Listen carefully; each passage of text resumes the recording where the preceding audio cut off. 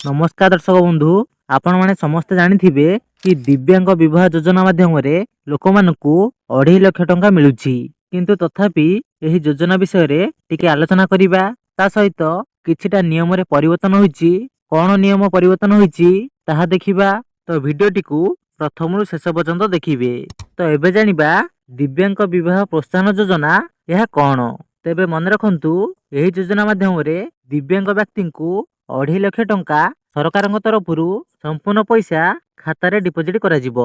तो जदि जणे दिव्यांग व्यक्ति आउ जणे दिव्यांग व्यक्ति को मैरेज करंती बा विवाह करंती तेबे ही योजनार लाभ पाई परिबे।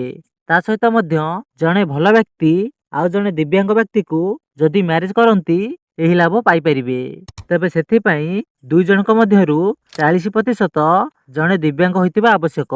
तो मन रखंतु सरकार द्वारा दिया जाइथिबा दिव्यांग सर्टिफिकेट आपनको दरकार। तो आसंतो एबे देखिबा कौन सब नियम रे परिवर्तन होईछि। तेबे आग नियम अनुसार मैरेज रो 6 मास परे 10% टंका जहाँकि बर कन्या उठाई पारुथिले अर्थात 25,000 टंका से माने उठाई पारुथिले। तेबे से 6 मास को बढ़ाई 1 वर्ष करा जाइछि।